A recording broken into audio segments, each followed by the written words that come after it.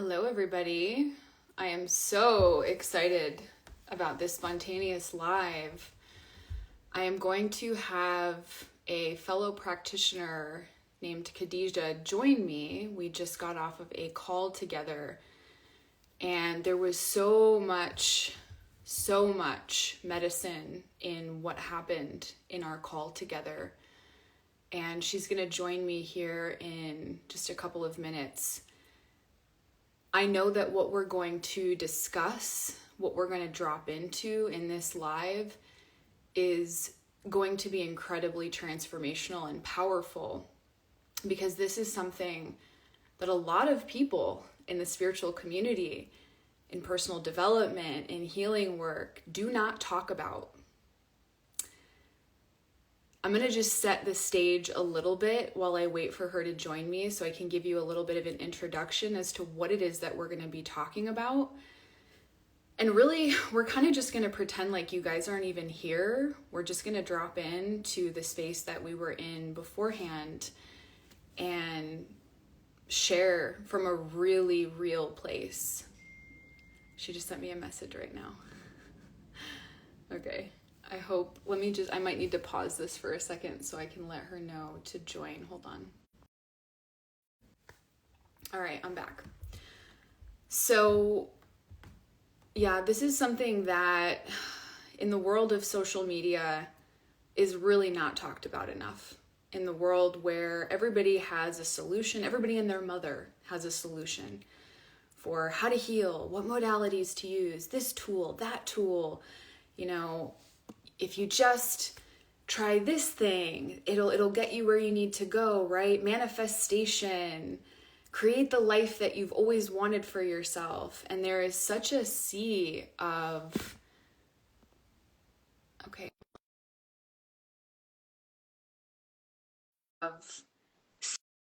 seeing people living their best life.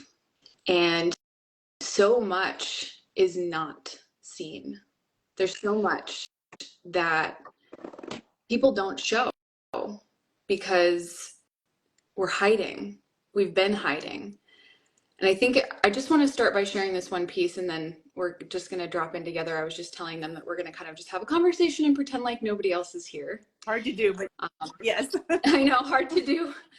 But I'm really grateful that you felt the call to get on with me, because I know that there's medicine in this for everybody. I think what really stands out to me the most is towards the end of our call together, we were talking about how so many of us and so many people have been hiding in their pain. And when we are in so much pain, and we have this idea in spirituality and in personal development that you should be able to take these tools, you should be able to do something with these tools and make your life better and create the life that you want and take responsibility and take accountability, that people, when they're not doing okay, when the tools aren't working, or they're just suffering and rolling around in that suffering, it's like, okay, well, nobody's going to want me around when I'm like this. So I'm going to have to go into my little personal cave. I'm going to have to do my healing work. And then I can come out into my community. And then I can be deserving of love. And then I can have this thing. But until then, I'm going to have to keep working on myself. And the reality is that we all have to sit at the table. We all have our bellies to the ground right now. It doesn't matter who you are, where you've been, where you think, how far you think you've come. We are on the ground, in the dirt. And especially as practitioners, I feel like that's what keeps us humble. We're not above it. In fact, another thing we were saying is that so many people who enter into spirituality and personal development are actually far more fragmented and disconnected from aspects of themselves than somebody who hasn't heard all of these fucking things, because you're not trying to figure everything out and fix everything and overanalyze everything, and you're much more in touch with what you were saying, much more in touch with just the raw experience of the body's knowledge on how to feel through things and then come back to living. Mm-hmm. We all need a seat at the table. It's time for all of us to stop hiding, to stop stop waiting until we're healed enough to step into being of service, to believe that, okay, I can only get my union or my partnership, or I can only have community when X, Y, and Z. People are in pain. You know, if we zoom the fuck out and we peel, first of all, and this is what I was saying with her, like, if we zoom the fuck out just at that primary layer, what we see is an incredible amount of pain on this planet. And then if you peel off the layers of masks and coping mechanisms, which is the majority of what personal development and self-help and spirituality is, it's a lot of people using coping mechanisms that are not coming from a place of self-love, but is coming from a place of, I need to fucking figure this out and I need to fix myself so that I can be worthy of love and have what I need and want. And I want this to be a conversation about us all sitting at the table exactly where we are, in the darkest of moments, in the anger, in the disgust, in the grief, in the despair, in the I want to die and I don't know what else to do and my life is falling apart and I've made all these mistakes and there's no coming back from it. My heart's been broken too many times, and I can't do this anymore. Sit at the fucking table with us. Don't hide, because this world is really over the masks. It's causing more pain because people go and they compare themselves and they say, well, how is it that that person created this for themselves? Like, there must be something wrong with me. Maybe I need to work harder. And it's a lie. And the core, I'm going to pass this over to you in just a moment, but the core of what we were really discussing, and I want to say this because it's not about us just blanket throwing all tools out the window. Everybody is going to be in their own space and place in their journey. The majority of these tools are great, right? They get you to a certain place. And I would argue all of those tools got you, for example, because this is what sparked this conversation, to this place, which I'll let you explain in your own words what place you've been getting to. So there's nothing wrong with them, right? They're great. It's fine. But that's the point of this conversation, is about something much deeper, which is that eventually you get to a place 20 years, 30 years down the road where you go, all of this fixing isn't fucking working anymore. And I don't want people who are 20 years old right now to miss this wisdom and have to go through what you've gone through as a woman who's had a lot more life experience than even me sitting here, right? Lived more years on this planet. I don't want them to have to get to where you've gotten only to realize, like, oh, the whole time, this is what it was. This is what I was doing. Yeah. So, Yeah. I want to pass it over to you. The first thing that I wanted to say was just about what you said around like being fragmented, coming to this, what it creates is this more of this fragmentation, because you're having real emotions, like real raw emotions, and then you feel bad for having them. You know, you feel like, I'm not supposed to feel this way. If I had just done it right, then I wouldn't feel this way. You know, all the things I shared with you today about just being in this place of despair and hopelessness, and just feeling so much heartbreak and sorrow over my life. And when you're having real emotions like that, and then you're following some of these self-help tools, you feel like, I'm doing something wrong. I shouldn't feel this way. So then you have to push that part of yourself away. You have to cut it off, and try to put this mask on over it and say, okay, well, I'm going to try doing this instead. I'm going to write 10 things I'm grateful for and, you know, how I can change my perception and all of these things, which again, all those things I think do have validity, and there is truth to them. There is like a way that helps you, and it has helped me in certain ways, but it also pulled me far away from myself. That's why, like, for me, doing work with you and doing exploring parts work has been so important, because it is the opposite. You know, it's about bringing every part into the fold and giving it your deep listening. It doesn't matter what it is or how it shows up, how ugly you think it is, but really giving it that space to be a part of the whole system. And I think that's what self-help pulls you away from. And that's what I feel like it did with me. And it has just made me feel bad about myself in so many ways. Like, I haven't been getting this thing right, this thing called life right. You know, I haven't figured out how to do it. I haven't figured out the formula, or the formula doesn't work for me, or I've tried the formula and I must be doing something wrong because it's not coming out the way that it should be, or I didn't manifest the thing, you know. And then when you feel all the things that I have been feeling, so to your point about like where I am right now, coming to this place of like, none of it works. So then what am I left with? And I feel like right now, all I'm left with is the raw me, you know. And sometimes even now, with all that conditioning for years and years of doing all that stuff, I don't even know what to do with that. And that's kind of what we were talking about, right? Is there becomes this point where there's nothing to do with it. Mm-hmm. It's a death process. And that's what you brought in right at the very beginning, is you're like, I feel like I need to die fully to all of this so that the real me can actually be born. But how do I do that? I don't know how to do that. How do I die?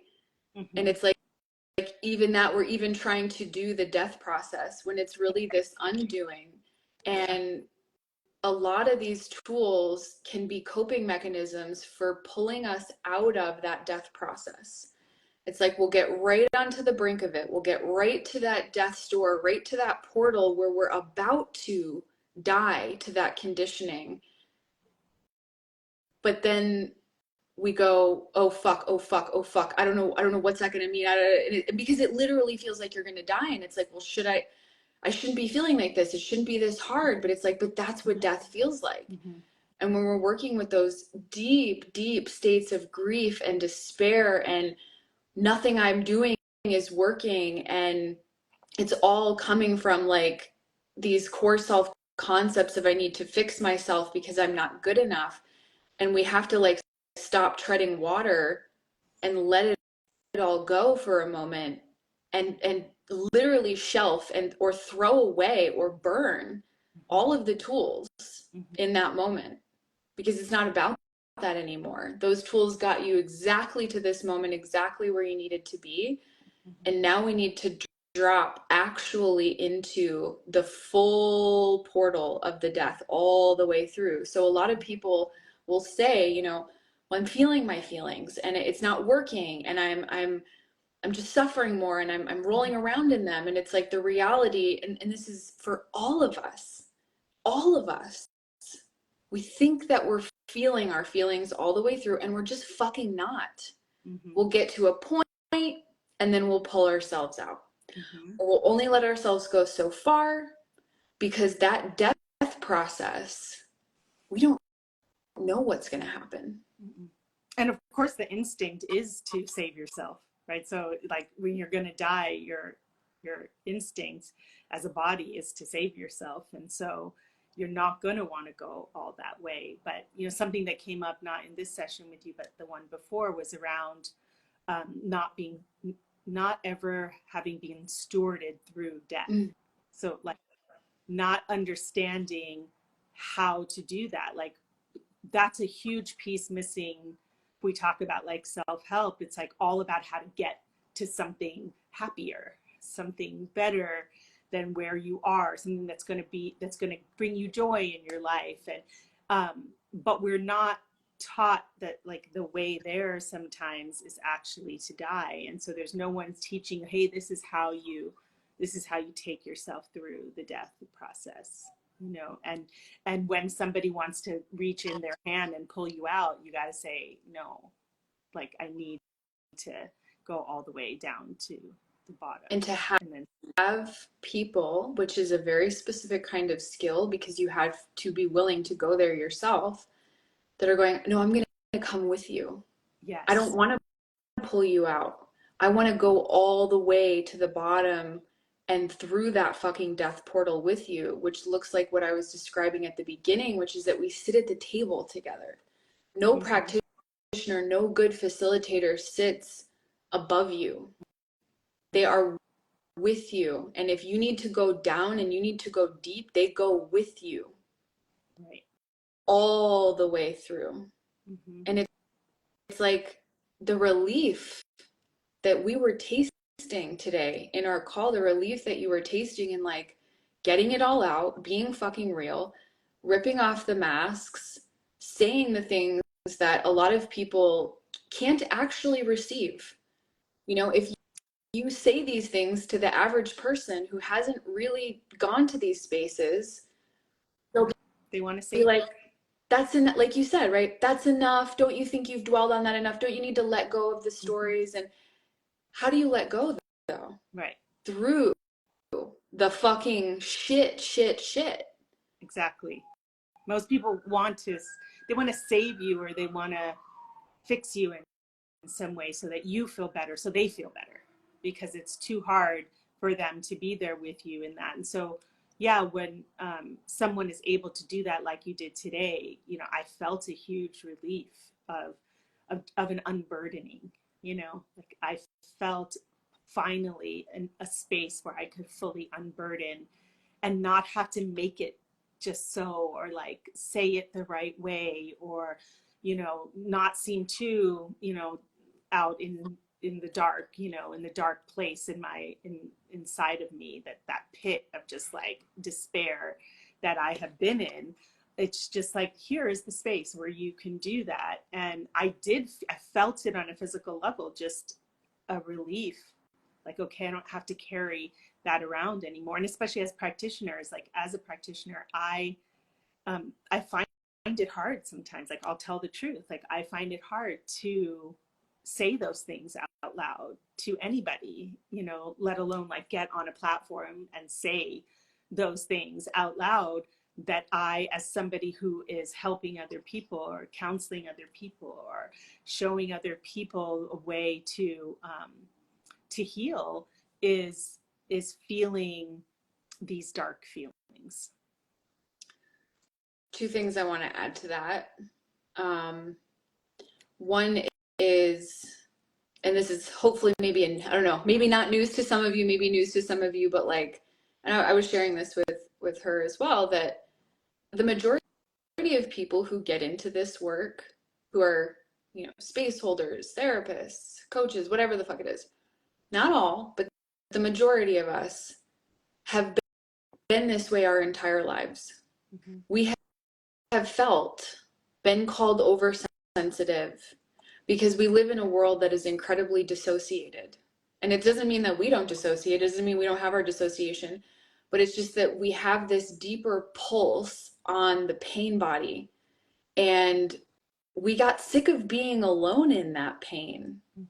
And so to be able to sit with other people, I mean, this is a little bit of a shadow, because there can certainly be things that, I mean, you don't want to be just in your work of like, I want to connect to people's pain, right? But it's not just that. It's like we want to see people take the mask off, because we have been so sick of living in the world where people are not actually showing what's real, and yet feeling so much and knowing that what we see is not really matching what we feel. And so to be able to be in those spaces, you know, I was telling her, I was like, oh, like it's such a relief, you know, sometimes when people rip that mask off and you're like, yeah, that's what's fucking behind it. And that's what's behind it for every single person, because I don't care who you are, you've experienced pain. And chances are, if you're even listening to something like this, you're probably into personal development and spirituality, and you're probably thinking, oh, how do I help myself so I'm no longer, you know, experiencing this?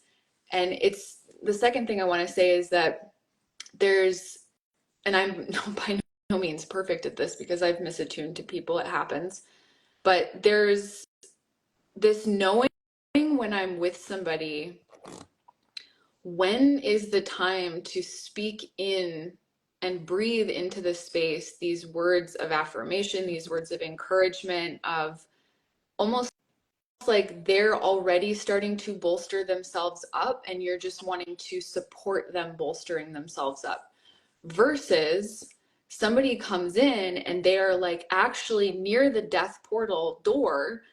That's the last fucking thing you want to do, is to go, no, like, you will have the life that you need and want, and you are good enough. And because that's what we're sick of hearing. That's what and it's like, no, no, no, no, no, no, no, no, no, no, no. Don't fucking do that. Don't fucking tell me that I'm gonna have another chance at life. Don't, because that's a misattunement. That's a, you don't actually fucking see me, hear me, or get me. And you're proving to me in this moment how fucking alone I really am. Mm-hmm.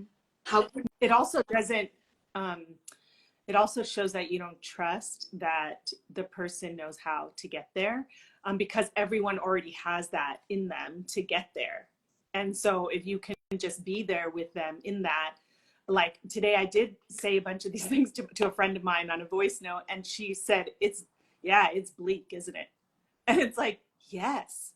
And that's it. Like, you don't have, I think it's that people don't trust that you can get yourself to that place. But the more you're in there with someone, it's easier for them to get to that place. You're just watching their process. You're just sort of like, that's what you're doing. You're just sort of like holding this container, like, well, maybe we should look over here, or maybe we should look over here. But like, you're not taking over the process. You know that I can get there on my own. You're being witness to it, which is so helpful. You know, all of us to have a witness when we share our pain. And maybe that's where we got to in our conversation. Like maybe that's all there is just us coming together and saying, yeah, I feel like that too, or I'm here in this with you. And part of what I do know, part of what makes me good at what I do is that I have felt it all. I have felt all those things, and I have gone to those dark places. And so when someone comes, I know on a visceral level what that feels like. I've been there, or I can feel that, like you said, a resonance, you know, and it's not unfamiliar. It's very familiar to me. And then the other person feels very seen in that moment, and then they can get to the next place. I love what you just said there about it's about having enough trust in them in that moment, that if you're just witness holding the door open, they know how to get themselves there. Mm-hmm. And if you're holding that energy, the person will feel it on an unconscious level of like, wait, you're not trying to make yourself comfortable, like you said earlier, and get me out of the pain so that you don't have to be in pain right now or uncomfortable. Mm-hmm. But you're also looking at me as if like this isn't scaring you away, like I still belong here even while I'm doing this, which makes me believe that you have some weird faith or trust that I'm going to be able to get through this. Mm-hmm. So you're always holding that as a practitioner, even when the person can't hold them for themselves, you're holding this vision of like, this is a fucking divine being. Yeah, exactly. Even when you said, there was a point in the conversation where you said, okay, like, let's go there. Like, let's go to that place where like, this is it. This is your life and it's never getting any better. And this is the bleakness of it. And that's it, you know? And there was something about that, like you just allowing me to go there, like giving me permission, rather than saying, oh, we got to figure out how for you to have some hope about life and figure out for you how you can see a future for yourself, you know? And by you doing that, it just relaxed something like deeply in me. It was like, oh, I don't have to move myself off of where I am right now, because that is true. That is how I feel right now. And so not feeling like I had to like say the right thing, you know, to show I'm a good client. You know, been there. I've been there too. And I see that with people who come to me, like they want to, am I saying the right thing? Am I telling you what you want to hear? I'm waiting for the moment when you just like get totally pissed and you show me like that you're enraged. Like I'm waiting for that moment because it's like, yeah, we're finally like to something real. But yeah, it was just like that moment because I have that too. That it's like, oh, am I doing this right? Am I doing this healing thing correctly? But it just gave me permission to just be in that space with the trust that I would find my way. Because if you don't trust, like if I'm feeling like I'm about to like fall off a cliff and you don't trust that when I dive, there's going to be something at the bottom, or I'm, that magic parachute's going to open up. Like if you don't trust that, then what What the I'm fuck going are to we be doing? terrified. Yeah. Yeah. So for the fact that you could trust enough to say, let's go there, because I know that you'll find a way out without even telling me that. And I honestly, because I'm always gonna to speak into the teachers that I've had in my life that have given me these skills or these perspectives, is like Teal Swan. Like, and I realize that there's a lot of controversy around her. I really don't give a fuck. I had to go through my own process around that, and I've come back out to like seriously one of the greatest teachers in my entire She's life. one of the most real, she's one of the teachers that I feel like is the most willing to say real things that people don't want to hear, you know? And I appreciate that.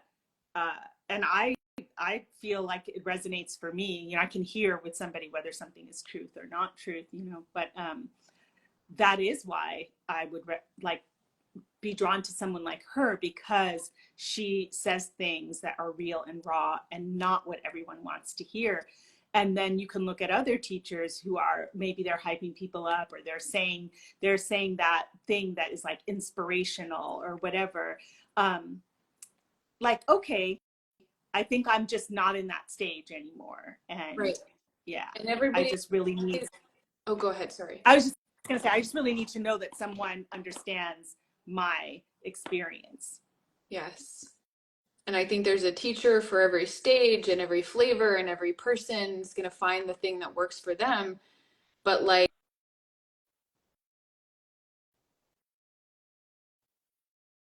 and cut out Oh, sometimes when you're on live and, okay, is it back? Yeah. Okay. Um, you know, one of the, because I not only was certified by her, but volunteered 2 different times on her team for people doing retreats and completion process trainings, and watched like every fucking live workshop that was ever done. And to see the way that she works with people when they're in those kinds of states, that was, I had never seen anybody do that before. I had never seen somebody say, okay, you feel like you want to die, let's go there. Let's go there. Right. And to take them all the way through that death portal and to the other side, and to see the actual relief and the actual change and transformation that would not have been possible if she just gave them some tool and tried to pull them out. Like, it actually worked. And it's not a trick, right? You have to be really careful with these aspects that are like not wanting one more thing to be the fix. Is it's not a trick. You have to genuinely have the energy of like, I will be here with you no matter how long it takes. I'm not doing this so that you feel better. I'm doing this because I care about what's real. And Right, but there's a difference in that. That's exactly the reason why she'd be considered dangerous. I know. I know. Just for doing things like that. But that is what's called for, and you do have to be really attuned, and you do have to see if that is the right thing to do at that particular Absolutely moment with someone. But yeah, Absolutely. I think that the thing that I really want to just say is like, I just need everyone to be a little bit more real, like we really need to be real. I think we're past the stage of sort of like inspirational quotes and like, this is how you get this, or how you manifest something, how you have to look at it, or write out your visualization, write a new story. I've done all of those things, and to some degree, I was telling you, they have all been helpful or worked, but they also separated me from myself in so many ways. They separated me from the real rawness of my internal experience. And I'll never be whole if I can't connect to that anymore, or I feel bad for connecting to it. Absolutely. And this is, I want to just also speak to the comment that was just placed here, but this is why it's so important to look at what space we are using these tools from. Mm-hmm. Because if we're using these tools from a place of, I genuinely want to, I mean, every tool is different, right? Like emotional Vipassana is just this process of being unconditionally present with what is. But any tool can be used to hurt ourselves. Any tool can be used from a place of fear or from a place of self-hate, Mm-hmm. or there's something wrong with me, there's not something good enough about me. And any tool can be used to help ourselves from a place of like, no, I genuinely want to use this because I love myself and I want to show up for myself. And I realize that not everybody is going to resonate with this conversation. A lot of people are. Mm-hmm. You know, one of the comments here said like scope of practice. I'm out of here. That's what's real. I mean, and to speak to what Khadijah was just saying, there is an attunement that has to happen. The reason why this worked between her and I is because she's been doing this on her own for decades. This is a woman with an incredible amount of capacity. This isn't day one of your personal development journey. You know, like there's a real difference between that person and who is right here in front of me. Mm-hmm. And so it's really about assessing where the person is at, what is the sort of thing that's one step above where they're at that's going to get them where they're trying to go. And the reality is that sometimes we have to go deep and down through that death portal in order to have the rebirth. Mm-hmm. And I really think that this world is hungry for this conversation, and I'm just not going to apologize for that. I stand by everything that we're sharing, and you know, if it's not for you, then it's not for you, but Yeah, I think that's fine. also like defining that, like defining what, when we say like, oh, you need to die, like what Right, is right. define that about, like, you know, sure, there is an aspect that like definitely I don't want to physically die, but how I have been feeling is sort of like there is nothing in this life that is feeling like I want to live it, right? Um, and so there is something about death in that. And then there are people who come to you like, do they really want to die? You know? And then I do think sometimes even in that, like when someone comes to you and says they want to die, like there is an exploration to do around that. It's not just how do I get this person to not want to die anymore? You know, how do I, because as a practitioner, my job is to secure them and make them safe and, you know, not have them hurt themselves. But there is something, some place to go to meet them in there and be with them, because there is a part of them trying to tell you something. There is a part of them that needs you to connect to them. So you can't do that by just going into wanting to save them. You've got to go into where they are and explore what is happening in there and how they got to that conclusion, right? And again, And that's intimacy. That's actual intimacy. yeah. And that is what most of us did not get. Most of us learned, because we live in a world where the majority of people are just pretty unconscious. And so we all learned, no matter who you are, that love is conditional, and that parts of you are acceptable and that parts of you are not acceptable. And that's why we hide. That's why we try to fix ourselves and tell ourselves the story that you're only going to be worthy, or you're no longer, you know, you're going to be a burden if you show up this way. No, intimacy, which is the healing thing. If we have relational trauma where we learn that love was conditional, healing that relational trauma in relationship is going to look like somebody saying, no, this part of you actually does belong. There is a space for you at the table, no matter what's going on. We want you here. Be with us. Exactly. And I think like that is what like I've worked with a lot of practitioners, obviously, through my life. And I think what works here for me anyway is that it, like you said, there is an intimacy. You know, it is that I feel you very present with me and willing to go into these places with me and follow your own intuition and your instincts around how to do that rather than some formula that you're um, following or like plugging in to, like, oh, I'm supposed to say this now, or I'm supposed to do this or whatever. It's relationship, you know. So and that's not always easy to do as a practitioner, is really to create genuine relationship with the people that you're working with. But that allows me to go to places and to open and to say things that maybe I wouldn't say otherwise.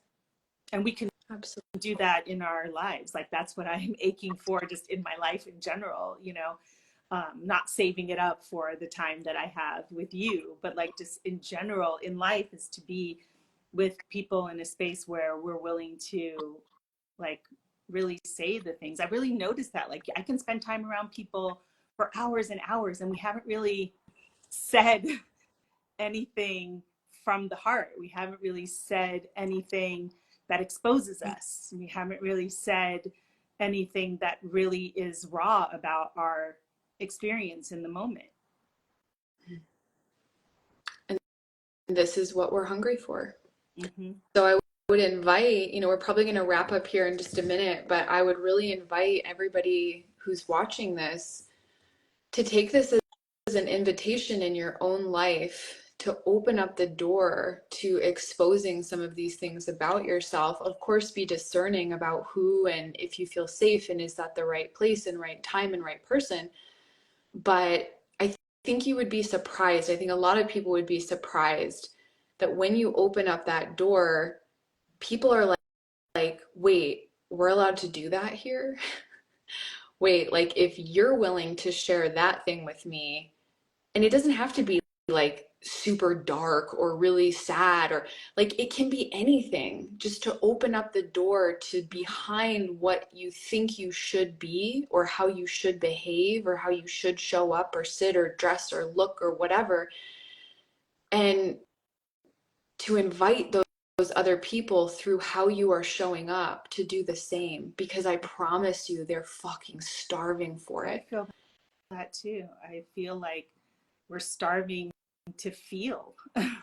And so that is, if I say this is how I feel, now as the door is open, like for you to also share how you feel. And I just feel like, yeah, it is a conversation. Somebody's saying it's a conversation that nobody's having. And I feel like it is a conversation nobody's having, because the real truth is what we were saying earlier is like, really all of it boils down to feeling. Like it all boils down to, are you feeling or are you not feeling?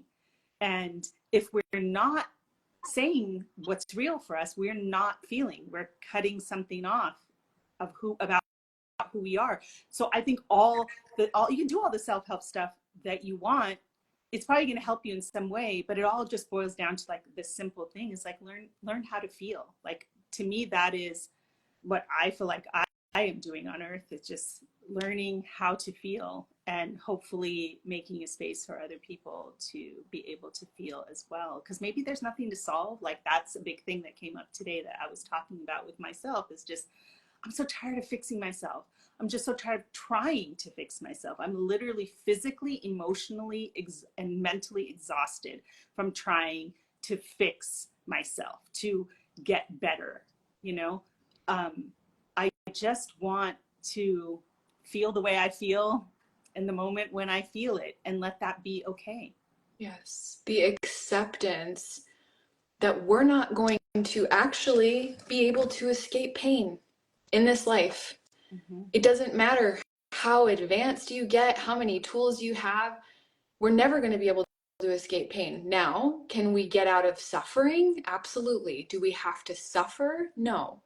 But pain, unfortunately, is a part of this fucking time-space reality.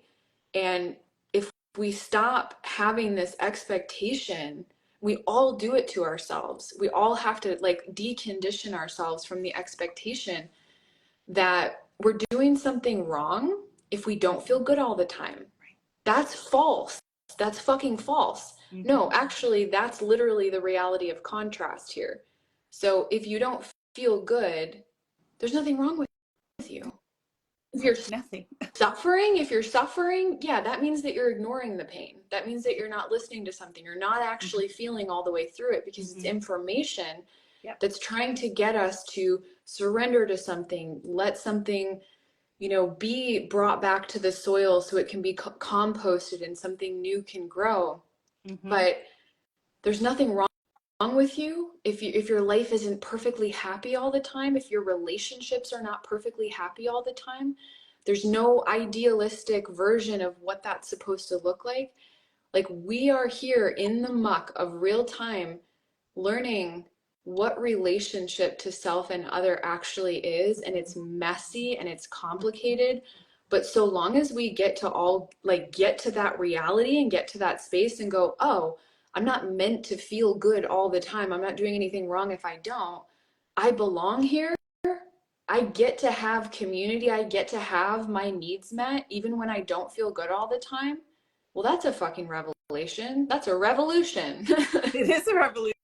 That's what I said before. It's a revolution. And I have just noticed, I'm just drawn to the people who are willing to say, like, I'm messy, you know, especially like on this kind of platform or on Substack or wherever I am. Like, I just feel like the people who are willing to say, like, this is how messy I am, you know, like, let me just tell you the truth of it. It's not pretty at all, you know, and I just feel seen. It's like, oh, another human being who is as messy as I am, like, that just relaxes everything in me. Like, maybe that is the way instead of all those other things. Like, maybe that is the way to some form of like peace and happiness, you know, is just to be messy and be okay with it and let yourself express. Expression is messy, you know, like making everything tidy and it has to be. I think this is what social media has done to us. You know, it's like everything has to be this, like, look a certain way. It's got to be, you know. Because money, right? You got to sell somebody the image that you have created the perfect life so that they buy the course, which is blah, blah, blah. And I know that not all teachers are doing that. I know that there are teachers who are still selling courses, still selling sessions, but they're like, don't put me on a pedestal. I'm on the ground with you, baby. Like, I may have some things, I may have some wisdom. I'm a key holder here, and they own that power and their mastery. But they're like, by no means have I got it all figured out. And that is a fucking breath of fresh air, because it's not what a lot of us see and try to compare ourselves to. Well, great. I love this. This is the revolution that I want to be part of. Me too. So with that, thank you so much for your bravery, for your, like, while we were having this deep dive together, I'm like, I just was like, spirit, God was just saying to me, but you need to get on a live. You need to freaking get on a live. This is going to crack the internet open. And maybe it's only like 100 people. Like, I don't care who it is, but the ripples of this, the way that will be felt, I know is real. And I honor that. And I honor you for being willing to step up and be seen. Thank you. Be messy. And I love you and I adore you. And thank you because, just for giving me this opportunity to say yes to this, and for you listening to that. I feel like it's definitely opened something up for me, this conversation and our conversation today. So I appreciate it so much. Thank you. Yeah, absolutely. Enjoy, guys. Leave us your comments on how this resonated with you.